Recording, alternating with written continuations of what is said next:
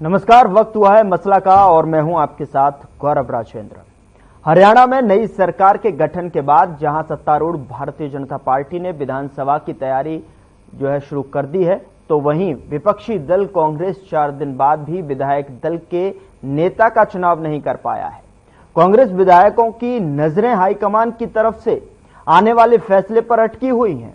बता दें कि हरियाणा सरकार की ओर से 25 अक्टूबर को विधानसभा सत्र बुलाए जाने का ऐलान किए जाने के बाद विधानसभा सचिवालय में नए विधायकों को स्वागत के साथ सत्र की तैयारियां शुरू हो गई हैं। इसको लेकर आज हम चर्चा करेंगे मसला में कि किस तरीके से रोड मैप होगा आगामी 100 दिनों का। जो नई सरकार हरियाणा में बनी है और बीजेपी ने तीसरी बार हैट्रिक के साथ में शपथ ग्रहण की है और ऐसे में पूरी तरीके से विधानसभा सत्र को लेकर बीजेपी ने तैयारियां तेज कर दी हैं और ऐसे में विपक्ष भी पूरी तरीके से यहां पर सतर्क बैठा हुआ है। विपक्ष किस तरीके की भूमिका के साथ में आगे अपने रोडमैप के साथ में उतर रहा है, आगे का प्लान क्या रहेगा, तमाम सारे सवालों के बीच में मसला की चर्चा की शुरुआत करेंगे।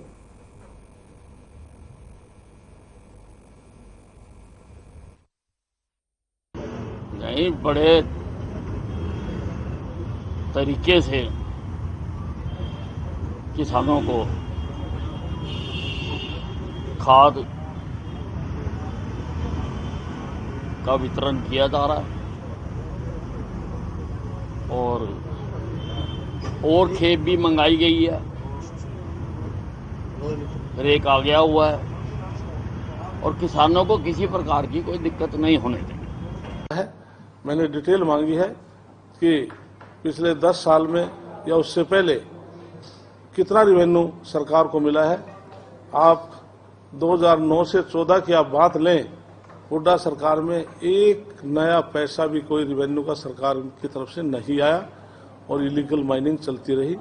और हमारी सरकार में ईयर वाइज जो पैसा आया है, हम उसको दोबारा से आपके बीच में बैठेंगे, रिव्यू के बाद मैं आपको डिटेल दूंगा। समाधान दिवस के अंदर कितनी कितनी समस्याएं आई हैं, किस तरीके से उसका निवारण होना है, एक पूरी डिटेल चर्चा आज यहाँ मुख्यमंत्री जी की अध्यक्षता में हुई है और अधिकारियों को जरूरी निर्देश दे दिए गए हैं, चाहे स्वच्छता का काम हो, चाहे डेवलपमेंट का काम हो, चाहे रोड पर जितने भी पशु घूम रहे हैं उनको लेकर, उनको गौशाला के अंदर नंदी हैं, चाहे हमारी गायें हैं, उनको अपने।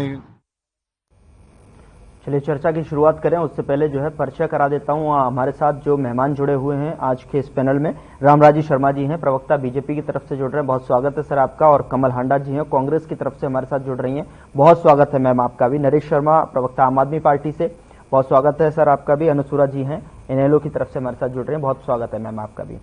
रामराजी शर्मा जी, बिना वक्त गंवाए मैं आपके पास आना चाह रहा हूं। और जिस तरीके से देखिए, अब कल विधानसभा सत्र है और ऐसे में विधायक स्वागत के लिए पूरी तरीके से तैयार है, वहां पर शपथ ग्रहण कराई जाएगी। और लेकिन उससे पहले आज बैठक हुई और बैठक में भी रोडमैप को लेकर चर्चाएं हुई। 100 दिन का पूरी तरीके से रोडमैप यहाँ पर आपका तय किया गया, तो थोड़ा सा प्रकाश डालें उसको लेकर। देखो, एक प्रक्रिया होती है। पहले तो मैं अपनी बात शुरू करने से पहले हमारे प्रदेश की देवतुल्य जनता जनार्दन का हार्दिक आभार प्रकट करना चाहता हूं।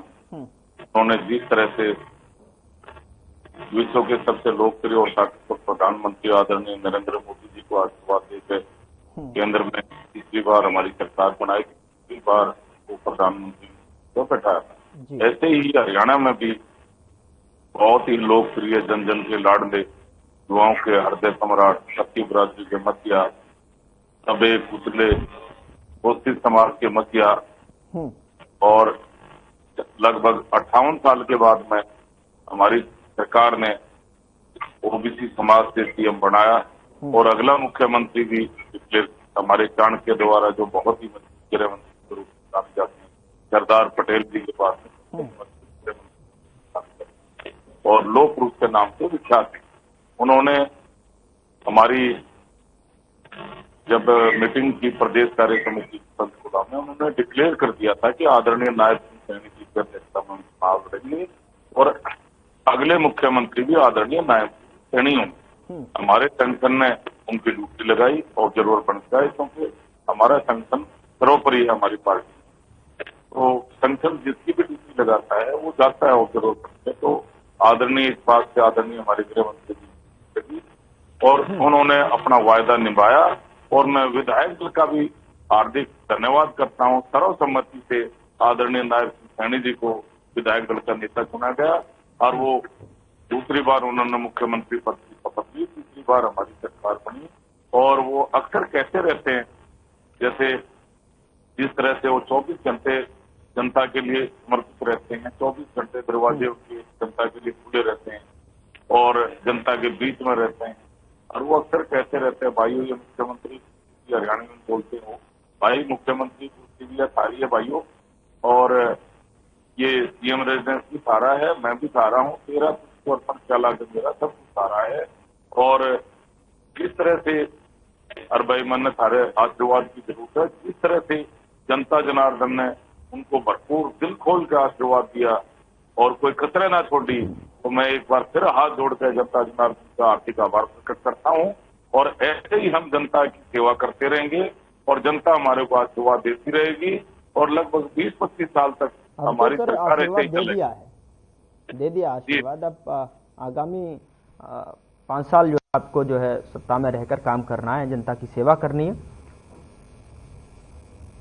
माध्यम से मैं देवतुल्य जनता जनार्दन में भी आश्वासन देता हूं, माननीय मुख्यमंत्री की तरफ से, हमारी सरकार की तरफ से, हमारे संगठन की तरफ से, कि जो संकल्प पत्र में हमने संकल्प लिया, जो वायदे हमने निभाए, हमने वो किए हैं, हम जनता की कसौटी पर खरे उतरेंगे और एक एक वायदा हम पूरा करेंगे। और माननीय मुख्यमंत्री जी का मैं हार्दिक आभार प्रकट करता हूं, उनका धन्यवाद करता हूं।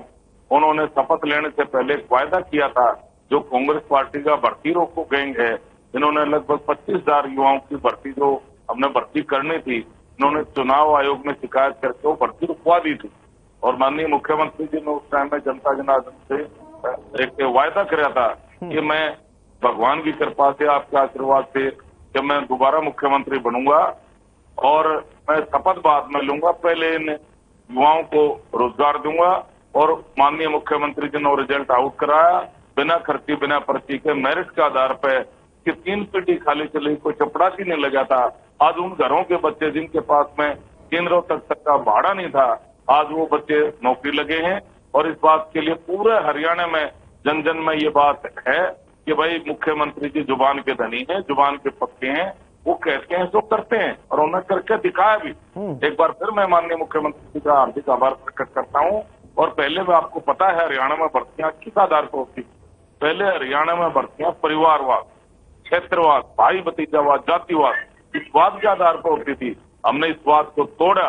आज किसान का बेटा, मजदूर का बेटा, गरीब का बेटा बिना खर्ची बिना पर्ची के मेरिट के आधार पर नौकरी लग रहा है, जिसकी 3 पीढ़ी खाली चलेगी, कोई चपरासी नहीं लगा था, आज क्लासवान अफसर लग रहा है। ये अपना आप में गौरव की बात है। ये नायब सिंह सैनी सरकार कर रही है, हमारी सरकार कर रही है, ये दबे कुचलों की सरकार कर रही है, ये शोषित वर्ग की सरकार कर रही है, ये किसान मजदूर की सरकार कर रही है।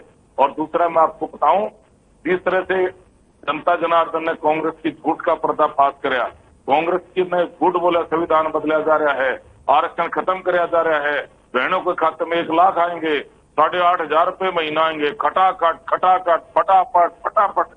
इन्होंने बहनों को भी नहीं बख्शा, झूठे गारंटी कार्ड तक इन्होंने बहनों को बांट दिए थे। और वो झूठे कार्ड लेकर बहनें इनके पीछे पीछे दौड़ रही थी, ये आगे दौड़ रहे थे। इनकी कार्ड चिंडी एक बार चढ़ रही थी, चढ़ चुकी है। आगे जनता ने प्रतिशोध था, जनता में बहुत भारी प्रतिशोध था, इस झूठ का बदला लेना था, जनता ने बदला लिया। सहमति व्यक्त नहीं कर रहे हैं कमल जी, लगातार जो है अपना जो है रिएक्शन जो है दर्ज करा रही हैं अपने इशारों से जो है। कमल जी मैं आपके पास आऊंगा, मैं शर्मा जी आपके पास भी मैं लौटूंगा और तमाम जो मेरे साथ जो पैनलिस्ट जुड़े हुए हैं उनको जो डिबेट में शामिल करता हूं। कमल जी मैं आपके पास आ रहा हूं और सवाल ये कि जिस तरीके से जो है कांग्रेस अभी तक जो है, देखिए कल जो है आने वाले समय में जो है विधायक सारे जो है सभी ओथ लेंगे, वहां जाकर जो है विधानसभा सत्र जो है बुलाया गया है और ऐसे में कांग्रेस अभी भी हाईकमान की तरफ टकटकी लगाकर देख रही है नेता प्रतिपक्ष को चुनने के लिए। अभी तक कोई भी इस पर जो है फैसला नहीं है हालांकि। और दूसरी तरफ जो है कमल जी हाँ जी, मैं सुन रही हूँ। मैं ये कह रही हूँ कमल जी, रामराज जी को, भाजपा के प्रवक्ता के लाउड स्पीकर को जरा दीजिए बंद रखना, नहीं तो डिबेट खराब होगी। Kamal ji, am I audible to you? Yes, you are very much audible, but he is interrupting in between. Okay okay, मैंने बोला मैं अब जो है डिबेट में आपको शामिल कर रहा हूं, और सवाल मेरा आपसे यही है कि जिस तरीके से जो है 100 दिन का रोड मैप के साथ में जो है आज बीजेपी सामने निकल कर आ रही है, और साथ में जो है कल का विधानसभा का सत्र है, और ऐसे में कैसे आप जो है कौन से प्लान के साथ में आगे बढ़ रहे हैं विपक्षी पार्टी होने के दौरान? जी गौरव जी, आपको नमस्कार, आपका चैनल देखने वालों को नमस्कार। शुरुआत करूंगी 2 लाइनों से। एक भाजपाई है जिनकी सत्ता को लूटने की हवस ही नहीं जाती, एक भाजपाई है जिनकी सत्ता को और लूट मार करने की हवस ही नहीं जाती, और एक देश है जो उनके झूठ के शोर से उकताया हुआ है। तो बात ऐसी है सर, हमारा जब जो प्लान होगा, फिर कल तो प्रोटेम स्पीकर ने शपथ ही दिलानी है, तो क्या इन्होंने कल उखाड़ लेना और क्या काम ये कर लेंगे, वो तो जब आपका विंटर सेशन आएगा, शीतकालीन सत्र आएगा, जब देखेंगे क्या होता है।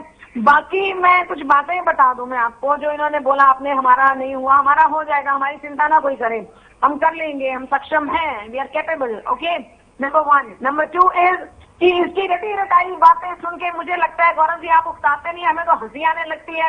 वही 3 पीढ़ियां, वही देख ले जनता, वही रटे रटाए डायलॉग इन्होंने ना, जैसे इन्होंने अपने अंदर सीढ़ी फिक्स कर ली है कि वही चलनी है। दूसरी बात मैं कुछ और कहना चाहती हूँ कि कल तो यही होना है, एज आई सेड कि जो बाकी जो स्थायी स्पीकर डिसाइड किए जाएंगे, और स्पीकर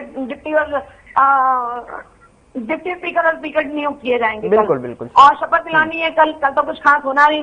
बाकी ये जो भर्ती रोको गैंग हमें कहते हैं, ये भूल जाते हैं कि वो जो जिन बच्चों की भर्ती हो रही है उन्होंने एग्जाम दिया था, एग्जाम पास होना था, वो तो लग गया। अगर हमारी सरकार आती हमने भी उनको कर देना था। भर्ती रोको गैंग तो आप जिन्होंने HKRM के माध्यम से आरक्षण नहीं दिया, और HKRM भ्रष्टाचार का सबसे बड़ा आपका भ्रष्टाचार का अड्डा बना। 3 करोड़ नगर लेते हुए कौन पकड़ा गया, और 50 लाख कौन से मंत्री का बेटा लेते पकड़ा गया, 4.5 लाख करोड़ का कर्जा कैसे हो गया। इनको पहलवान बेटियों की इज्जत से कोई मतलब नहीं है, इनको हमारी खेल कोच महिला की इज्जत से कोई मतलब नहीं है। और एक खबर आपको और बताना चाहूंगी कि हमारे देश के लिए डंका बज गया विश्व गुरु का। एक खबर बताती हूँ आपको मैं, भारत को झटका, पदक दिलाने वाली कुश्ती, शूटिंग, हॉकी, क्रिकेट राष्ट्रमंडल खेलों से बाहर। तो ये डंका बज गया है विश्व गुरु का, ठीक है जी। तो हमारी जो रणनीति होगी, जो हमारे आला कमान तय करेगी, उसी के हिसाब से हम लोग चलेंगे। अभी उसमें थोड़ा वक्त लग जाए तो लग जाए, लेकिन इंतजार काफी समय से हो रहा है मैम, इंतजार काफी समय से हो रहा है सर। बिल्कुल, आला कमान की तरफ टकटकी लगाकर देखी जा रही है हरियाणा प्रदेश कांग्रेस जो है लगातार। और दलित विरोधी सबसे बड़े ये हैं, क्योंकि जो भी भाजपा शासित क्षेत्र हैं, राज्य हैं, वहाँ पर दलितों के ऊपर 1 मिनट सर, 1 मिनट, वहाँ पर ये जो इधर उधर की बातें करते हैं, एक दो बातों का जवाब दे दूं मैं। दलितों के विरोधी सबसे ज्यादा ये हैं। इन्होंने हमारे आज मल्लिकार्जुन खड़गे का भी अपमान किया, इन्होंने हमारे खड़गे जी का अपमान किया, इन्होंने आज हमारे खड़गे जी का अपमान किया, वीडियो लेके एडिट करके उसको। फिर चुप कराओ, देखो मेरे को पता था, तुमने ये बकवास करनी है, मुझे पता था, एडिट करिए। खड़गे जी जो आपका दलित नेता है उसको अंदर में घुसने दिया, उसको अंदर में घुसने दिया। जी आप दलितों की बात कर रहे हो। शर्मा जी मैं आपके पास लौटूं। जी ठीक है। खड़गे जी का वो देख रहे थे कि कौन से कमरे में जाना, पीछे फोटो देखिए, दिखाओ क्या तुम्हें, दिखाओ क्यों फोटो में कहाँ बैठी है। सोनिया गांधी जी पिछली लाइन में बैठी है, आगे राहुल गांधी जी, सामने प्रियंका जी, और उसके साथ बैठे हैं खड़गे जी। आंख के अंधे हो तो तुम, मैं उसका कोई इलाज नहीं है मेरे पास, दिमाग के भी अंधे हो, अकल के भी अंधे हो। फोटो दिखाती मैं ठहर लो तुम्हें भाई, जरा एक मिनट रुक जाना, मेरे को पता है तुम आगे बकवास करोगे, तो इसलिए मैं पहले ही तैयार थी। मैं अभी बताती हूँ मैं। ठीक है, कोई दिक्कत नहीं है आपके पास। एक मिनट रुकिएगा, मैं अभी फोटो दिखा देती हूँ मैं। नहीं मैम, आपके पास काफी समय से मैं जो है मैं वापस लौटूं। सर 1 मिनट रुकिए प्लीज, झूठ मत बोलो। वो दरवाजे से बाहर खड़ा होकर झांक रहा था, उसको अंदर में घुसने दिया, वो भी बता दो। प्रदेश की जनता पूछना चाह रही है, वो बता दो। झूठ बोल रहा है तुम लोगों ने। वो ये सारे टीवी चैनल वाले झूठ बोल रहे हैं, ये सारे टीवी चैनल वाले झूठ बोल रहे हैं क्या? झूठे ही हो, झूठ ही बोलोगे। अभी दिखाती मैं फोटो। ठीक है गौरव जी, ठीक है मैम, ठीक है। मैं जो है जरा 1 मिनट फोटो जूम करके दिखाइए, और इस आंख के अंधे को दिखाइए कि खड़गे जी कहाँ बैठे हैं, कहाँ पर सोनिया जी बैठी हैं, कहाँ पर लड़के जी बाहर जाके रहे, बाहर सारे टीवी खोल के देखिए, आप टीवी खोल के देखिए ना, लड़के जी दरवाजे से उनको अंदर नहीं घुसने दिया, उनको अंदर नहीं घुसने दिया, काटने वाले, तल्ले काटने वाले, तल्ले काटने वाले। मैम प्लीज, आपका दलित मैम प्लीज, नहीं, देखिए दोनों से मेरा निवेदन है कि मैंने अभी डिबेट शुरू नहीं किया। आप दोनों में जो है देखिए थोड़ा सा गरिमा रखें, थोड़ा सा नहीं क्यों नहीं दिखाइए, देखिए जरा ध्यान से। ठीक है, लेकिन अपनी बात रखिए, समय में रखिए अपनी बात को, लेकिन आप एक दूसरे की भी जो है भाषा शैली का भी इस्तेमाल ठीक से करें। मैम आप टेलीविजन प्लेटफॉर्म पर बैठे हैं, लोक जनता आपको देखते हैं, मेरा हर दिन आपसे जो है यही अनुरोध रहता है, यही निवेदन रहता है। ठीक, फोटो देखिए, जूम करके दिखाइए जरा इस आंख के अंधे को, इसको पता चलिए ठीक है, मैं आपके पास वापस लौटूंगा। अनुसूया जी को मैं शामिल करता हूं चर्चा में। ठीक है, मैं आपके पास आऊंगा। आप जो है थोड़ा सा एग्रेसिव मोड में एक्टिव बहुत जल्दी हो जाती हैं। अनु जी, मैं आपके पास आना, ठीक है मैम, आऊंगा, मैं आपके पास वापस लौटूंगा। अपने समय में जो है अपने चर्चा के दौरान आप अपनी बात को रख लीजिएगा, पॉइंटों को रख लीजिएगा। ठीक है, हो गया। अनु जी, विधायक दल की बैठक हुई, बैठक में जो है आगामी 100 दिन के रोड मैप को लेकर जो है चर्चा हुई, और जो है काम है, जो चीजें हैं यहाँ पर अब सरकार को अब पूरी तरीके से एक्टिव मोड में नजर आती हुई नजर दिखाई देगी, और योजनाओं को लेकर रोड मैप किस तरीके से रहेगा वो तैयार हो चुका है। साथ ही आप देख रहे हैं प्रतिक्रिया दोनों की तरफ से। क्या प्रतिक्रिया देना चाहेंगी? कल के दिन जो है विधानसभा सत्र की जो है शुरुआत है, 2 दिवसीय सत्र है, और ऐसे में सभी विधायकों को ओथ सेरेमनी यहाँ पर विधानसभा में देखने को मिलेगी। हालांकि एक और बैठक जो है कल यहाँ पर जो है देखने को मिलेगी, विधानसभा परिसर में ही होनी है विधायक दल की मीटिंग। अभी तक जो है विधानसभा अध्यक्ष और जो है डिप्टी स्पीकर का चयन को लेकर चर्चा नहीं हुई है, जैसी खबरें मुझे मिल रही है। Anu ji, over to you. सबसे पहले तो आपको, सभी प्रवक्ताओं को, सभी दर्शकों को नमस्कार, राम राम। कल तो जो सरकार बनने के बाद जो पहली बार सत्र है, तो जो फॉर्मेलिटीज होंगी वो होंगी, वो तो देखो एक प्रक्रिया हर बार ही होती है।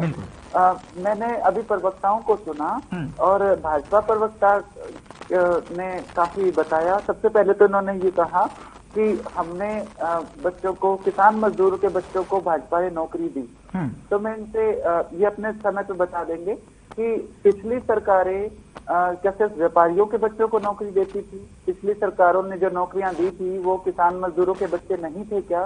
क्या आप विश्व की पहली पार्टी है जो किसान मजदूरों के बच्चों को नौकरी देती है? आप जो है प्रतिक्रिया दीजिएगा अपनी बारी पर। जी, आपके हिसाब से इनेलो, कांग्रेस, इनके राज में जो नौकरियां मिली वो सिर्फ व्यापारियों के बच्चों को मिली या इंडस्ट्रीज के बच्चों को मिली? फौज में और ये जो ग्रुप डी की नौकरियां आप देते हो, ये हमेशा ही किसान मजदूरों के बच्चे करते हैं जी, ये कोई आपने नया ट्रेंड नहीं लाया। तो ये जो आप बोलते हो हर बार, ये टाइम वेस्ट मत किया करो चैनल का। उसके बाद कहते हो कि हमने क्लास 1 अफसर भर्ती कर दिए किसान मजदूर के बच्चे। ग्रुप डी और सी में क्लास 1 अफसर भर्ती नहीं होते। ग्रुप सी डी में चपड़ासी, चौकीदार, ये भर्तियां होती हैं, माली, इस तरह की छोटी नौकरियां मिलती हैं। क्लास 1 नौकरियां क्या होती हैं, पहले आप वो जानकारी लीजिए। क्लास 1 ऑफिसर तो आप लगा रहे हो गुजरातियों को, ये पूरा प्रदेश देख भी रहा है और जानता भी है। ग्रुप डी के अंदर आपने 20,000 भर्तियां करी हैं, जो न्यूनतम मजदूरी महीने की होती है वो ही दी जाती है उसमें तनख्वाह के तौर पे। तो आपने कोई बड़ी अचीवमेंट नहीं कर दी है। उनकी सैलरी देखिए, पेंशन आप लोग दे नहीं रहे। सैलरी टोटल करिए और न्यूनतम मजदूरी टोटल करिए महीने की, लगभग बराबर ही बैठेगी। तो ये जो महिमा मंडन है, ये बहुत इरिटेट करता है समझदार लोगों को, जो जानते हैं कि क्या हो रहा है और किस तरह से हो रहा है। उसके बाद ये चलो भर्तियां कर दी इन्होंने, जो कि हर सरकार करती है। महिमा मंडन ऐसे करते हैं जैसे कि राज्य पे एहसान कर रहे हैं। क्या कोई सरकार कर्मचारियों के बिना चल सकती है? क्या कोई राज्य कर्मचारियों के बिना चल सकता है? मजबूरी है सरकार की, हर सरकार को करनी ही पड़ती है भर्ती। कर्मचारियों के बिना राज्य नहीं चला करता, ये हर सरकार करती है। आप कौन सी दुनिया में जी रहे हो कि हमने भर्ती कर दी? अरे हर सरकार करती है भैया, कर्मचारियों के बिना राज्य नहीं चलता। कर्मचारियों की जरूरत होती है राज्य को चलाने के लिए।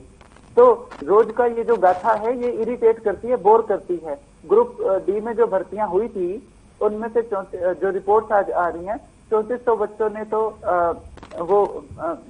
मतलब वो भर्तियों में ग्रुप डी की नौकरी लेने से ही मना कर दिया क्योंकि वो ग्रुप सी की तरफ चले गए हैं। 4000 बच्चों ने ज्वाइनिंग ही नहीं की है। तो ये क्योंकि ये इतनी बड़ी नौकरियां नहीं है जितना महिमा मंडन किया जा रहा है। ठीक है, न्यूनतम मजदूरी मिल जाती है और ये हर सरकार देती है। हमने बड़ी नौकरियां भी दी थी इनेलो ने। आपने ग्रुप ए और ग्रुप बी की नौकरियां तो अभी तक दी ही नहीं है, वो तो सारे गुजराती लग रहे हैं। उसके बाद मैं ये कहूंगी कि ये बैठते ही इनका प्रचार ये रहता है कि बिना खर्ची बिना पर्ची। और इवन इस विधानसभा चुनाव में तो इन्होंने बोर्ड भी लगवाए गाँव के अंदर। मैंने देखे कई गाँव में इन्होंने छोटी छोटी तख्तियां लगा रखी थी, बिना खर्ची बिना पर्ची। अरे मैं आपको एक बात कहना चाहूंगी, एक निवेदन करना चाहूंगी, अगर इनेलो की सरकार बनती तो हम एक स्टेप और आगे जाते। बिना खर्ची बिना पर्ची और बिना चर्ची। इतनी चर्चा क्यों कर रहे हो? कौन सा तीर मार दिया है? अरे आप ऐसे पेश आ रहे हो। अपने समय आपकी सारी कथावाचक की तरह आप ये जो रागनी गाते हो, देव तुल्य, ये तुल्य, वो हम सुनते हैं सारी। आप भी बोलना अपने समय पे। बिना खर्ची बिना पर्ची के बाद एक स्टेप और आगे लीजिए, बिना चर्ची। इतने बड़े तीर नहीं मार दिए हैं कि सुबह से शाम तक हर चैनल पे ये गुणगान हो रहे हैं। ये हो क्या रहा है? इतनी तो तनख्वाह नहीं दे रहे जितना प्रचार पे खर्चा कर रहे हो। अगर आपके पास इतना ही पैसा है तो आप बच्चों की, जिनको आपने नौकरियां दी, उनकी तनख्वाह बढ़ा दो, न्यूनतम मजदूरी बढ़ा दो। अरे पहले भी राज्य सरकारों ने नौकरियां दी हैं, लेकिन इतना गुणगान, इतना खर्चा। मेरिट का बिना चर्चा की भी बात करो। ये जो चर्चा दिन रात की रागनी जो आप गाते हो, इस पे भी लगाम लगाए सरकार। में ये निवेदन करूंगी। तो ये सब मेरे को कहना था कि ये रोज का तमाशा। हमने किसान मजदूरों के बच्चों को नौकरियां दे दी। किसान मजदूरों के बच्चे हर सरकार में नौकरी लगते हैं, क्योंकि नौकरी वही करते हैं। नौकरी वही करता है जिसका खुद का बिजनेस नहीं चल रहा। और ये कोई आपने मैं कहूं कि कोई आपने आईएएस ऑफिसर नहीं लगा दिया, कोई ये ग्रुप ए की, ग्रुप फर्स्ट क्लास नौकरी जो आप बोलते हो, ये वो नहीं है। ये बहुत मामूली नौकरियां हैं। ये भी नहीं दोगे तो राज्य कैसे चलाओगे? अभी जो खाली वैकेंसी हैं, 2 लाख पद खाली पड़े हैं, उस पर चर्चा कभी क्यों नहीं होती कि वो कब तक भर दोगे? सारे पद भरे जाने चाहिए। मांग तो ये थी। ये 20,000 नौकरियां, वो भी सबसे छोटी वाली लगा के, और महिमा मंडन इतना। मैंने वही कहा ना, बिना खर्ची बिना पर्ची के आगे बिना चर्ची भी काम करो भैया। इतना चर्चा क्यों है? अपने प्रचार पे खर्चा कम करो। ये प्रचार का खर्चा बंद होगा तो वो जनता के काम आएगा। हमने हमारे राज्य में भी नौकरियां लगी थी, कांग्रेस के राज्य में भी नौकरियां लगी थी, लेकिन ऐसा तांडव राज्य में कभी नहीं हुआ था जो तांडव मचा था। ये तो ऐसे रिएक्ट करते हैं, ऐसे बिहेव करते हैं जैसे नायब सैनी जी के घर की कोई फैक्ट्री है, वहां पे इन्होंने 20,000 बच्चों को रोजगार दे दिया। सरकार हो, तनख्वाह लेते हो जनता के टैक्स से, करना पड़ेगा ये। और नौकरियां दो, 2 लाख खाली पद है वो भरो। ये काम है आपका। ये ऐसे महिमा मंडन करते हैं जैसे सैनी साहब के घर की फैक्ट्री के अंदर नौकरियां दे दी हो। ये कोई रवैया है इनका? सैनी साहब मुखिया प्रदेश के प्रधान सेवक है। सैनी साहब हरियाणा के प्रधान सेवक हैं, बनाए हैं, तो सेवक की तरह पेश है। सेवक की तरह पेश है। तुम भी उतारनी, जिसने आप भी उतारनी उतार लो, तुम भी उतार लो। प्रधान सेवक है सैनी साहब, प्रदेश के मुखिया हैं। जनता देव तुल्य जनता जनार्दन ने बनाए हैं और दूसरी बार बनाए। सारी ही सरकारें जनता बनाती है, ये पहली नहीं बनाई। कौन सी दुनिया में है? कौन सी दुनिया में है? सारी ही सरकारें जनता बनाती हैं। आपसे पहले भी जिस स्कूल में आप पढ़ रहे हो ना, वहाँ हेडमास्टर रह लिए लोग। इतने खुश क्यों हो रहे हो? काम कर लो। इतना महिमा मंडन करते हो, काम कर लो। वो जनता का आभार जता रहे हैं, आशीर्वाद दिया है, जनता का आभार जता रहे हैं कि दूसरी बार एक्टिव लगा दी उन्होंने। बार बार देश तुल्य जनता को अभी याद रख रहे हैं। जनता को जनता उसको लाइक नहीं करती। आभार जताया है। हमारे देवतुल्य प्रधानमंत्री वो ये कहना चाह रहे हैं कि देवतुल्य जनता को दूसरी सरकारों ने भुला दिया। सरकार कुर्सी पर आते ही दूसरी सरकारें जो हैं वो जनता को भुला देती हैं। वो ये कहना चाह रहे हैं। हर रोज जो है जिस तरीके से देवतुल्य जनता को जो है जनार्दन का स्वागत और जो है धन्यवाद करते हैं, वो कहीं न कहीं कोटि कोटि साधुवाद कर रहे हैं, याद रख रहे हैं देवतुल्य जनता के लिए, क्योंकि उनका मैनिफेस्टो में जिक्र है। ये शायद आई थिंक कहना चाह रहे हैं। ठीक है। बहरहाल मुझे एक छोटे से ब्रेक के लिए रुकना, ब्रेक के बाद जो है नरेश जी मैं आपके पास आऊंगा और जो प्रतिक्रिया लेने के लिए शर्मा जी मैं आपके पास भी आऊंगा काउंटर के लिए, लेकिन मसला में चर्चा लगातार बनी हुई है। एक छोटे से ब्रेक के लिए रुक रहे हैं, फौरन हाजिर होते हैं।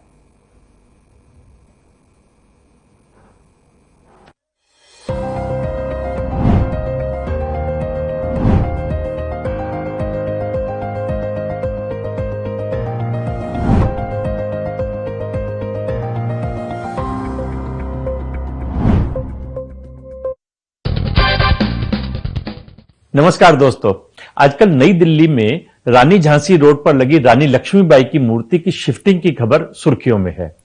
दरअसल झंडेवाला चौराहे पर ट्रैफिक सिस्टम को स्मूथ करने के लिए इस मूर्ति को शाही ईदगाह के पास डीडीए पार्क में शिफ्ट किया गया है।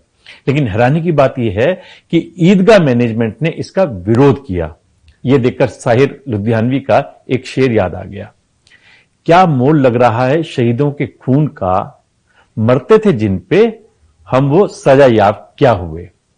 हालांकि मुस्लिम समाज के बेतुके विरोध को देखते हुए पुलिस फोर्स के साथ संगीनों के साए में मूर्ति को डीडीए पार्क में शिफ्ट कर दिया गया है। लेकिन ईदगाह मैनेजमेंट ने इसके खिलाफ हाई कोर्ट की पहले सिंगल बेंच में और फिर डबल बेंच में अपील की। यहां उसे हार का सामना करना पड़ा। डिवीजन बेंच ने फटकार लगाते हुए यहां तक कहा कि झांसी की रानी लक्ष्मीबाई राष्ट्रीय हीरो हैं, उनको धार्मिक रूप नहीं देना चाहिए, वो सभी धार्मिक सीमाओं के परे हैं। आप इसको धार्मिक रंग देने की कोशिश कर रहे हैं, आप सांप्रदायिक राजनीति कर रहे हैं और वो भी कोर्ट का इस्तेमाल करके। ये दुर्भाग्यपूर्ण है। दोस्तों, हमारा ऑफिस रानी झांसी रोड पर ही है, इसलिए मैं हर रोज मूर्ति की शिफ्टिंग के अरेंजमेंट पर लगातार नजर रख रहा था।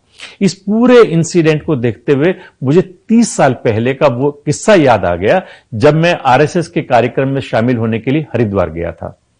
वहां भारत माता का मंदिर भी है।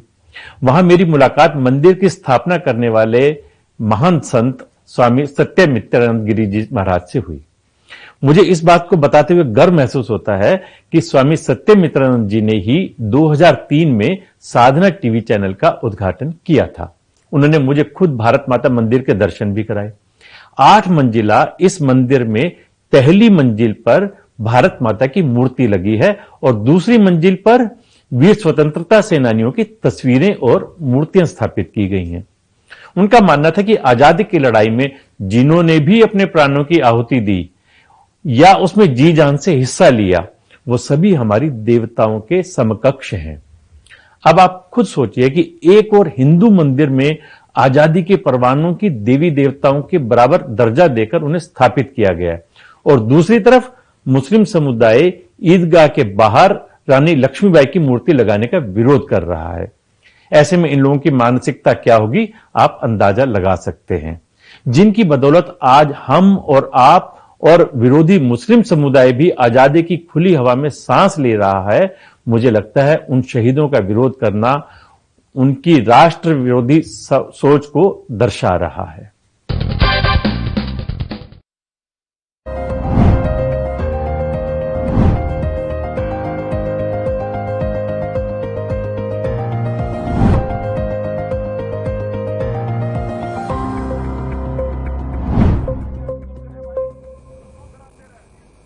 ब्रेक के बाद मसला में एक बार फिर से आपका स्वागत है। मसला में चर्चा योजना को लेकर जो रोडमैप तैयार हुआ है आगामी 100 दिनों का, सरकार किस तरीके से धरातल पर उसको उतारती हुई नजर आएगी, उसको लेकर यहां पर चर्चा कर रहे हैं। और ऐसे में विधानसभा का जो सत्र है वो कल होना है, वहां पर विधायक दल के नेता जो है शपथ लेते हुए नजर आएंगे और जो है विधायक तमाम सारे जो विधायक हैं चुनकर जो पहुंचे हैं वो भी शपथ लेते हुए तमाम तरीके से वहां नजर आएंगे। लेकिन चर्चा में अभी जो ब्रेक से पहले मैं अनुज जी के पास था और अनुज जी ने जिक्र किया, लेकिन शर्मा जी, अनुज जी, जिस तरीके से हम यहाँ थोड़ी देर ब्रेक के लिए रोके, लेकिन आपकी ईमानदारी की दाग देनी होगी। ब्रेक पर भी आपकी चर्चा लगातार चलती रही।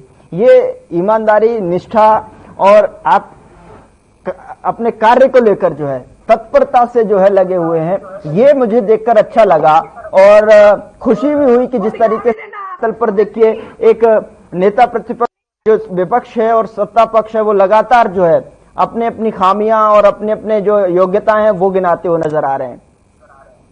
क्या कहेंगे शर्मा जी? मैं आप ही के पास आ रहा हूँ। नरेश जी थोड़ा सा समय दीजिए मुझे, जो है चूंकि मैं ब्रेक से पहले, धन्यवाद जी ब्रेक से पहले जो है आप और कमल जी और अनु जी लगातार डिबेट में थे और मुझे ऐसा लग रहा था कि मैं ब्रेक पर गया ही नहीं हूँ। शर्मा जी देखो क्या है, मैं बताना चाहूंगा, ये दोनों हमारी प्रवक्ता हैं, ये अपनी अपनी पार्टी है, किन्लो की है, अनु जी हैं, आंडा जी हैं, कांग्रेस की प्रवक्ता। तो ये आपस में हम डिस्कस कर रहे थे, भर्तियों की बात कर रही थी। अब अनु जी कह रही थी हमने भर्तियां करी। अरे जिसके हक्का की भर्ती घोटाला में सजा हो चुकी हो, उन्होंने भर्ती कितनी पारदर्शी करी वो तो जनता ही जानती है, वो तो उनका तो मामला ही नहीं है। क्योंकि भर्ती घोटाला में जिसके मुखिया की सजा होगी हो, तो वो भर्ती के बारे में क्या बोलेंगे, वो तो जनता देख रही है। और जनता ने किसको कितना आशीर्वाद दिया है इलेक्शन में देख भी लिया। दूसरा, अनु जी कह रही थी कि ये आंडा जी कह रही थी कि हमने ही भर्तियां करी। आंकड़ा उठाइए, आंकड़ा उठाइए। आपके क्षेत्र से बाहर वालों की भर्तियां नहीं करी। अरे क्या वो एक क्षेत्र के बच्चे बनते हैं क्या? निवासी हल्कों के बच्चों ने किया? शर्मा जी उन्होंने एक और जिक्र किया था, उन्होंने कहा था कि ये जो है डी और सी ग्रेड की नौकरियां देकर जो है आपने कौन सा बड़ा तीर मार लिया, इस तरीके से आप ये बताओ। और दूसरी चीज जो है ये भी कहा था कि महिमा मंडल जो है बार बार जो कर रहे हैं वो इरिटेट करता है इस तरीके का, जो इस तरीके से, मैं नहीं कह रहा हूँ, मैं अनु जी जो लगातार कह रही थी, और जो है मैं इनकी बात का जवाब जो बात बैठता है वो तो बोली उसने, मैं इनकी बात का जवाब दूंगा। क्या है, ये बात चल रही थी माननीय मुख्यमंत्री जी के ऊपर। भाई मुख्यमंत्री जी जुबान के धनी हैं, वो जो कहते हैं वो कहते हैं। जब इलेक्शन टाइम में लगभग 25,000 भर्तियां होनी थी और कांग्रेस ने एक भर्ती रोको गैंग बना रखा है, मैं आपको बता दूं नहीं पता हो तो। ये भर्ती करता है, ये जो भी भर्ती होती है माननीय हाईकोर्ट में जाके स्टे ले लेता है। और इसमें इन्होंने चुनाव आयोग से वो भर्ती रुकवा दी थी। तब हमारे मुख्यमंत्री जी, जो युवाओं के हृदय सम्राट हैं, छत्ती बिरादरी के मसीहा हैं, जन जन के चेते हैं, उन्होंने एक वायदा कराया था इनसे, अपने बेरोजगार भाइयों बहनों से, कि मैं औथ जब लूंगा, प्रदेश की जनता से वायदा कराया था कि मैं भगवान की कृपा से, जनता जनार्दन के आशीर्वाद से, जब तीसरी बार मुख्यमंत्री भाजपा की सरकार बनेगी, दूसरी बार मैं मुख्यमंत्री बनूंगा, तो मैं पहले इन बच्चों को जब तक नौकरी नहीं लगाऊंगा, जब तक मैं कोई पदभार ग्रहण नहीं करूंगा, पहले ये रिजल्ट आउट होगा, ये बच्चे नौकरी लगेंगे मेरिट के आधार पर, बिना खर्ची बिना पर्ची के, और जब मैं ओथ लूंगा। माननीय मुख्यमंत्री जी ने ये वायदा निभाया और मैं प्रदेश की जनता की तरफ से, अपनी तरफ से मैं माननीय मुख्यमंत्री जी का हार्दिक आभार प्रकट करता हूं कि जुबान के धनी हैं। उन्होंने जो कहा सो करा। ये कमल जी आरती उतार रहे हैं, मुख्यमंत्री जी ने अपना वायदा निभाया। पहले उन बच्चों को रिजल्ट आउट नौकरी लगी। अब ये बात, अब मैं अनु जी की बात पर आता हूं। अरे भर्ती तो थी सी और डी की, इसमें एचसीएस कैसे लग जाएंगे?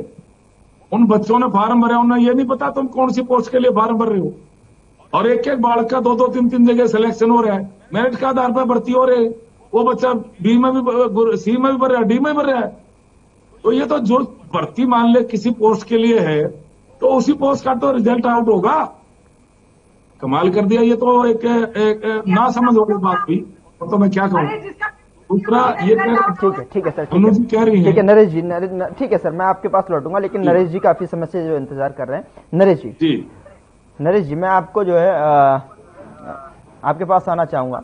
जिस तरीके से जो है अब सरकार आगामी रोड मैप को लेकर जो है योजनाओं के साथ में आगे बढ़ती नजर आ रही है, या फिर यूं कहें कि जिस तरीके से रोड मैप तैयार किया है और यहाँ चर्चा चल रही है जो भर्तियों को लेकर, जो है नौकरियों को लेकर, नियुक्ति पत्र जिस तरीके से अभी हमने बीते दिनों देखे, क्या आपको लग रहा है कि सही दिशा की तरफ जो है अग्रसर है? क्या जो अपेक्षाएं जनता ने की हैं और जिस तरीके से जो अपेक्षाओं पर खरी उतरती नजर आ रही है? और नरेश जी सवाल आपका कि आपकी जो पार्टी है जिस तरीके से चुनाव लड़ी और साथ ही साथ अब आगामी रोड मैप क्या है हरियाणा के अंदर, किस तरीके से जो है आप कार्य करते नजर आ रहे हैं?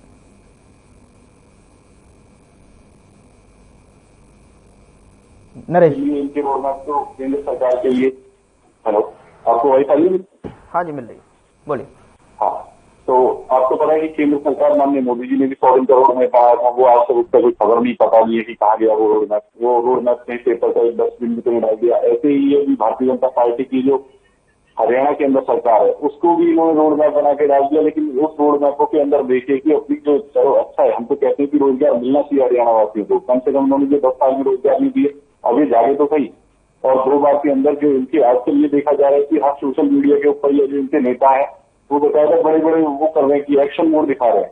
बड़े इन्होंने सिंघम मूवी देख ली या फिर पता नहीं कौन कौन सी मूवियां देख देख के आ रहे हैं कि नायक मूवी देख के कि अपने आप को डांट रहे हैं अधिकारी को। अरे अधिकारी को क्यों डांट रहे हो, सरकारी अफसर है, से काम कराया जाता है, काम करने के लिए वो पहले भी तैयार थे। तो आप एक क्लियर पिक्चर देना चाह रहे हैं स्टेट के अंदर कि वो पहले काम नहीं कर रहे थे या अब काम हो रहा है। मतलब 10 साल में आपके अधिकारियों के ऊपर कोई बंदिश नहीं थी या आप पेट्रोल नहीं कर पाए, आज वो दिखा रहे हैं कि आप ये हो गया। और आपने का रोड मैप के लिए आपने देखा कि पहले जो पुराने वादे हैं वो तो पूरे नहीं किए। 2014 और 19 के लिए जनता ने बेशक मैंडेट दिया, हम मानते हैं जनता को जो किया, जनता ने भारतीय जनता पार्टी को मैंडेट देने के बाद जो भी वादे किए इन्होंने वो पूरे होने चाहिए। लेकिन दोनों टाइम के लिए पूरे और विकल्प का मैं आपको बताऊंगी। एक इन्होंने बहुत बड़ा मुद्दा हो रखा है फरीदाबाद के अंदर। पहले बोला गया था कि एक बाटा मेट्रो स्टेशन से लेकर डायरेक्ट गुड़गांव के एक मेट्रो लाएंगे और उसको कहते कि वो मेट्रो नहीं आएगी, उसकी जगह रैपिड मेट्रो आएगी। मतलब 10 साल तक पहले खट्टर साहब ने 2014 के अंदर अनाउंस किया था कि मेट्रो चालू होगी और उसको बोला कि 2022 तक चालू हो जाएगी, चलने लगेगी। फिर 22 भी ऐसे धीरे धीरे खींचते उसको जब 2024 के अंदर जब इनकी सरकार आई और कहते कि वो मेट्रो आएगी या फिर मेट्रो का इनको ये नहीं पता कि कॉन्सेप्ट क्या है रैपिड मेट्रो। तो 30 किलोमीटर के लिए कभी रैपिड मेट्रो नहीं चलाई जाती है। रैपिड मेट्रो के लिए डिस्टेंस जो है कम से कम 100 किलोमीटर होना चाहिए। तो उसके अंदर भी सरकार झूठ बोल रही है जनता को 5 साल के लिए। मेरे को नहीं लगता कि कहीं अपने वादे पूरे कर पाएंगे। ये झूठे वादे जो लास्ट मिनट में करते हैं वो वादे पूरे होने चाहिए। मैं तो कहता जनता के जो वादे हैं, जो जनता तक आपने मैसेज देना चाहते थे, जनता ने आपको भरपूर प्यार दिया। हम ये नहीं करेंगे जनता ने प्यार नहीं दिया, लेकिन जनता को आप भी इतना भरपूर प्यार दें। और आपने एक और लास्ट क्वेश्चन पूछा कि आम आदमी पार्टी के रोड मैप पे आपको बताइए कि दिल्ली के अंदर चुनाव होने वाले हैं, हमारे सभी कार्यकर्ता और जितने भी और भी हरियाणा के कार्यकर्ताओं की ड्यूटी लगाई गई है और हमारा संगठन अभी कंटिन्यू है और भी संगठन आगे बढ़ा रहे हैं। हम जो संगठन बढ़िया और आगे बढ़ाने के बाद में संगठन को काम करेंगे, मजबूती से काम करेंगे। संगठन के ऊपर जनता के जो भारतीय जनता पार्टी ने वादे किए अगर वो पूरे नहीं हुए उसके लिए बकायदा हम मुद्दे उठाएंगे और उन मुद्दों को जनता के बीच जरूर लेते जाएंगे। ठीक है सर, ठीक है। चलिए मैं प्रतिक्रिया लूंगा। कमल जी मैं आपके पास आ रहा हूँ। जी कमल जी जवाब दीजिए जरा। मेरे को वैसे उनकी आवाज सुनाई नहीं थी, मैं इसीलिए मैं इशारा भी कर रही थी कि नरेश जी की आवाज मुझे सुनाई नहीं थी। उन्होंने क्या कहा, अगर आप दोहरा देंगे तो ठीक है, नहीं तो मैं जवाब दे दूं। मैं नहीं कमल जी मैं जवाब जो है उन्होंने उनकी सरकार को लेकर जो है कहा है और जो है बीजेपी को लेकर कहा है, अपने कामों को लेकर, रोड मैप को लेकर कहा है। यहाँ पर जो है अभी रामराजी शर्मा जी कह रहे थे कि आपकी सरकार में भर्तियां किस तरीके से हुई, काम किस तरीके से देखे गए, किस तरीके से जो है लोगों को रखा गया, बिना पर्ची खर्ची जो है सरकार लगातार दावा कर रही है और जो है लगातार मंचों से कह रही है और लगातार जो अपने संकल्प पत्र में जो उन्होंने वादे किए हैं उनको पूरा करने की कवायद में है, ऐसा जो है लगातार रामराजी शर्मा जी कह रहे हैं। देखिए ये तो झूठ बोलेंगे ही बोलेंगे क्योंकि इनका संबंध ही संसार की सबसे बड़ी झूठी पार्टी और भ्रष्टतम पार्टी से ये उनसे जुड़े हुए हैं। पहली बात ये हो गई। पक्की नौकरियां कब देंगे? और अभी जैसे इनेलो के प्रवक्ता ने दिया, ये बहुत मामूली नौकरियां ग्रुप सी और डी की, जिसमें चपरासी वगैरह और आपके शायद हाउस कीपिंग के भी लोग लगते होंगे, सफाई कर्मचारी भी लगते होंगे। तो उस बात में ज्यादा झंडा अपना फहराने की जरूरत नहीं है।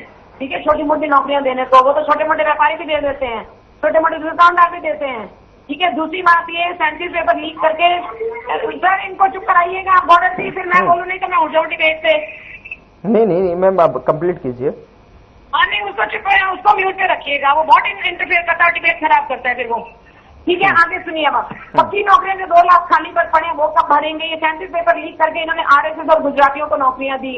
और भी मैं इनसे पेपर लीक की बात, नीट का कितना बड़ा मुद्दा था जो कि बड़ा सम्मानित पेपर होता है, 24 लाख बच्चों में जिसने में पेपर दिए थे वो पेपर लीक हुआ। और साथ में व्यापक घोटाला जो मध्य प्रदेश में पेपर लीक हुआ, 50 लोगों की हत्या हुई आप ही की सरकार में, भाजपा की सरकार में। रुक जाओ जरा सुन लेना। शपथ बाद में पद पहले, बड़ी जैसे बड़ा तीर मारने जा रहे हैं, पता नहीं कौन सा युद्ध जीतने जा रहे हैं कि जो शपथ बाद में लेंगे, पहले हम नौकरियां देंगे। वो तो पहले ही हो चुकी थी भर्ती।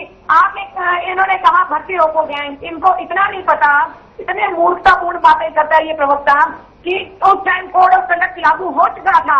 जब हमने बोला कि अभी नौकरियां नहीं देनी, तब हमने बोला कि कोड ऑफ कंडक्ट लागू हो चुका था, तब आप कोई घोषणा नहीं कर सकते। इतना पता है या नहीं पता?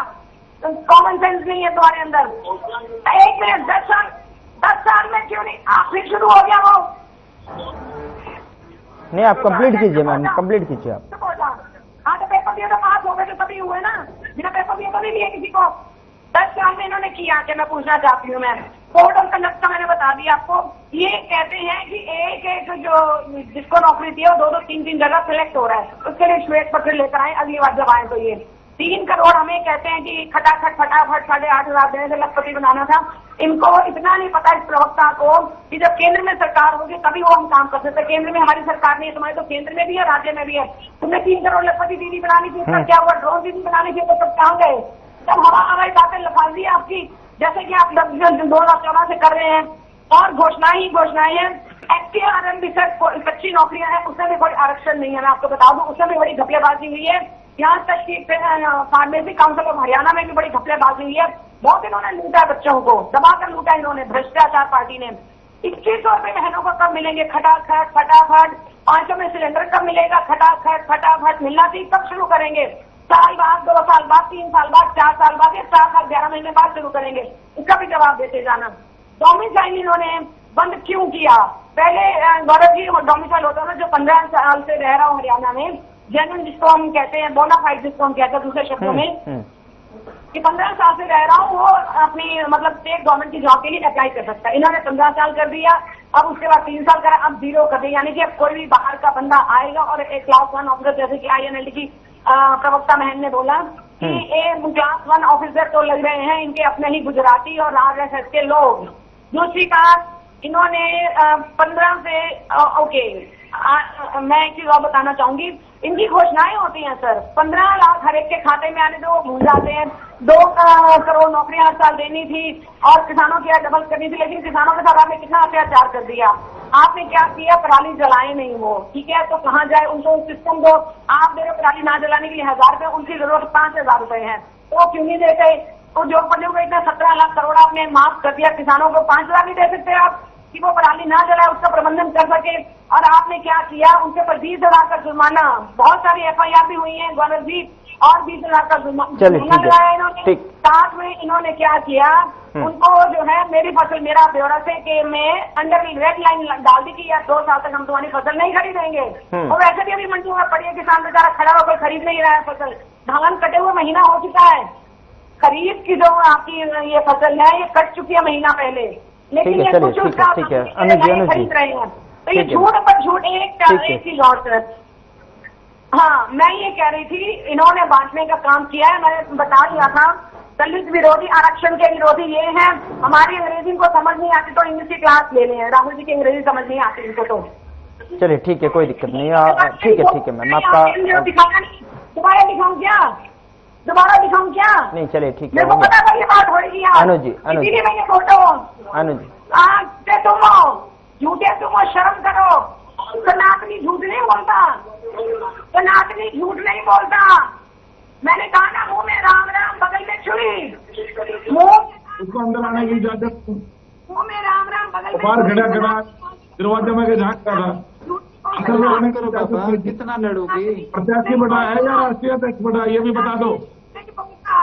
नकली मत बनो, जनता के सामने बता दो ना, आपकी पार्टी का राष्ट्रीय अध्यक्ष बढ़ा या प्रत्याशी बढ़ा? जब तुम लोग नहीं थे तभी आम थे, जब तुम्हारे तभी आम थे। अरे जनता देख रही है, जनता। मेरा समय है, मैं बोलूं? ठीक है मैम, हो गया। तुम तो भगवान ही बदलते रहते हो। कमल जी आपने अपनी बात रख ली। रामराजी शर्मा जी, मैं आपके पास आऊंगा, अभी लौट रहा हूँ अनुज जी के बाद में। अनुज जी अपनी प्रतिक्रिया जी। गौरव जी, मैं ये कहना चाहूंगी कि जैसे जैसे सभ्यता का विकास होता है, टेक्निकल एजुकेशनल डेवलपमेंट होती है पूरी दुनिया में, उसके अकॉर्डिंग पॉलिटिकल रिफॉर्म्स भी होते हैं। राजनीतिक जो सुधार होता है वो लगातार होने वाली प्रक्रिया है। अभी ये भाजपा के प्रवक्ता इस तरीके से बात करते हैं कि जैसे भाजपा सरकार बनने से पहले हड़प्पा संस्कृति में लोग जी रहे थे और ये हड़प्पा संस्कृति से उठा के सीधा 2024 में जनता को ले आए हैं। ये रवैया इनका रहता है। इनको ये सोचना चाहिए कि जब पुरानी सरकारें थी, खासकर जैसे जब इनेलो की 20 साल से भी ज्यादा पुरानी बात हो गई है, तब ना सोशल मीडिया था, ना ये प्राइवेट चैनल थे, ना पेड साइटें होती थी। नौकरियां हर सरकार देती है, इस तरीके से प्रचारित नहीं किया जाता था। ये टेक्निकलिटीज को भी समझना चाहिए, फूहड़ों की तरह बात नहीं करनी चाहिए। आपने ये तो कहा कि इनेलो के राज में भर्ती घोटाला हुआ और आपके नेता को सजा मिली, लेकिन आपने क्या ये बताया कि आपने इनेलो पे तो कटाक्ष किया, लेकिन आपने ये बताया कि उस दौर की भाजपा कौन थी, उस दौर की भाजपा कैसे थी, क्या थी? उस दौर की भाजपा वो भाजपा थी जिसके 2, 3, 4 एमएलए बनते थे और जबरदस्ती पीछे पड़ के इनेलो को समर्थन देके सरकार बनवाते थे। उस टाइम की भाजपा ये थी। ये भी बताइए जनता को कि उस टाइम भाजपा क्या थी, भाजपा क्या थी। बोलिए ना। सुप्रीम कोर्ट ने अपनी जजमेंट में ये कहा है कि इनेलो ने जो भर्तियां की थी कोई पैसा नहीं दिया गया, सारी भर्तियां, सारी नौकरियां वो करी लोगों ने, उनकी प्रमोशन भी हुई और जिसने शिकायत की थी उसको भी जेल हुई। ये क्यों नहीं बताती भाजपा? ये वही भाजपा है जिसके मुख्यमंत्री, पूर्व मुख्यमंत्री खट्टर साहब हिसार के अंदर आके भजनलाल जी को, स्वर्गीय भजनलाल जी को भ्रष्टाचारी कह के जाते हैं सरेआम। और देखिए, मैं ये नहीं कहूंगी कि भजनलाल जी क्योंकि स्वर्गीय है, हमारे सम्मानित नेता हैं, लेकिन पूरा हरियाणा जानता है कि भजनलाल जी के राज में सिर्फ एक हलके में आदमपुर के अंदर घर घर नौकरियां दी गई थी। उस पे क्यों नहीं बोलती भाजपा? भजनलाल जी का बेटा इन्होंने, क्योंकि इनकी पार्टी में है, उस पे जुबान क्यों नहीं खुलती? उस पे जुबान क्यों नहीं खुलती? आप ये क्यों नहीं बताते कि जिस पार्टी पे आप, जिस इनेलो पे आप आरोप लगाते हो, आपके 2-4 एमएलए बना करते, हाथ जोड़ जोड़ के इनेलो के अंदर ही घुसा करते।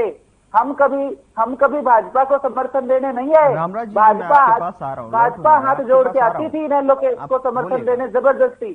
कामरेड जैसे जो स्थिति आज हरियाणा के अंदर कामरेडों की है, वो स्थिति भाजपा की हुआ करती। इनको तो राजनीति में जगह ही हुड्डा साहब ने दे दी, चौटाला साहब को जेल भेज के। अगर चौटाला साहब बाहर होते तो कभी हरियाणा के अंदर भाजपा का पैर नहीं पड़ना था। यही मेरी नाराजगी है सबसे बड़ी हुड्डा साहब के साथ, कि हरियाणा के अंदर भाजपा को लाने वाले हुड्डा साहब, पनपाने वाले हुड्डा साहब, और इस बार भी हुड्डा साहब की भाजपा की सरकार बनी है। अगर हुड्डा साहब ठीक नियत से काम करते, विपक्ष को जोड़ के चलते, तो भाजपा कब की हरियाणा से साफ हो चुकी होती। भाजपा आती नहीं है, भाजपा को हुड्डा और हुड्डा का बेटा लेके आते हैं। कमल जी एक छोटा सा रिएक्शन, फिर उनके बाद शर्मा जी मैं आपके पास आऊंगी। ठीक है। बनाई, हमने नहीं बनाई, आप लेके आए थे भाजपा को हरियाणा में। बता दूं आई नेहरू की प्रवक्ता को। और एक वाक्य कहना चाहूंगी गौरव जी आपकी इजाजत से, भाजपा का ये जो है इनकी कम सेंटेंस में मैम चाहे मंत्री है चाहे कोई भी, चाटते रहो। हमारी नियत ही यही है। ठीक है, चाहे अनिल जी है, चाहे कांग्रेस जी है, चाहे कोई भी है, थूक कर चाहते हैं। शर्मा जी ठीक है, समय का अभाव है इसलिए जो मुझे शर्मा जी आप बोलिए, आप जो जवाब दीजिए, फिर उनके बाद नरेश जी मैं आपके पास आ रहा हूँ फाइनल कमेंट के लिए। शर्मा जी अभी बोल रहे थे कुछ, आप जो है अनुज जी की बातों का जवाब। मैं इनकी बात का जवाब दे रहा हूँ। ये दोनों देवियां बोल रही थी, दीजिए। ये हमारी इनकी पार्टी की प्रवक्ता, एक कांग्रेस पार्टी की प्रवक्ता है, एक इन लोग की प्रवक्ता है, इन दोनों का मैं जवाब दे रहा हूँ। अरे मैडम सुन भी तो लो, अरे मैडम देवी जी सुन भी तो लो, सुनने की मत भी तो रखो देवी जी। ये क्या नाम है, ये कभी तो एंकर के साथ झगड़ा करती है, कभी हमारे को अपशब्द बोलती है। ये पता नहीं इनका दिमाग मानसिक संतुलन खराब हो गया। समय का अभाव है, समय का अभाव है, प्लस समय को समझे जरा। ऐसे सरकार बनती रहेगी, हम जनता का आशीर्वाद लेते रहेंगे। आगे 20-25 साल तक ऐसे ही हमारी सरकार बनती रहेगी। हम जनता की सेवा करते रहेंगे, जनता हमारे को आशीर्वाद देती रहेगी। कमल जी मैंने आपका कमेंट ले लिया, आपकी प्रतिक्रिया हो गई मैम। ठीक, या किसी का छुप को भी चाट लोगे तुम। अरे जनता का आशीर्वाद लेते हैं, जनता का आशीर्वाद। नरेश जी आपका फाइनल कमेंट मैं आपसे लेना चाहूंगा। नरेश जी, शर्मा जी, कमल जी प्लीज। ठीक है, नरेश जी आप बोलिए। डिस्कशन चलती है, जो बात रहती है वो बात होनी चाहिए, जनता के मुद्दे होने चाहिए, जनता की बातें होती है। हाँ। यहाँ उसकी जगह एक दूसरे के ऊपर आरोप करते रहे। प्रधानमंत्री जी भी पहले कई बार बोल चुके थी और कमल मंत्री दोनों भी पता नहीं थोड़ा सा एक चीज अपनी बात रखिए, क्योंकि आप लोग भी पार्टी के चेहरे हैं, पार्टी के लिए आप रिप्रेजेंट कर रहे हैं। तो कमल जी, कमल जी भी आपसे फाइनल कमेंट हुआ था। जी, फाइनल कमेंट ये है कि हम जनता की आवाज अगर वादे पूरे नहीं होते जनता की आवाज उठाएंगे और जनता के बीच जाएंगे, बताएगा आम आदमी पार्टी। जी ठीक है, ठीक है, आपका फाइनल कमेंट हुआ। ठीक है, अब ठीक है मैम, समय इजाजत नहीं दे रहा है। बहुत बहुत शुक्रिया कमल जी हमारे साथ जुड़ने के लिए। रामराजी शर्मा जी बहुत शुक्रिया समय देने के लिए। अनुसूरा जी बहुत शुक्रिया और नरेश शर्मा जी बहुत बहुत शुक्रिया हमारे साथ चर्चा में शामिल होने के लिए। लेकिन मसला में लगातार सवाल यही बना हुआ है कि आगामी जो 100 दिनों का रोड मैप तैयार किया गया है, योजना बनाई गई है, उसको धरातल पर किस तरीके से उतारते हुई भारतीय जनता पार्टी हरियाणा के अंदर दिखेगी और कल का जो विधानसभा सत्र है उसमें विधायक किस तरीके से जो है शपथ लेते हुए नजर आएंगे। फिलहाल मसला में इतना ही। नमस्कार।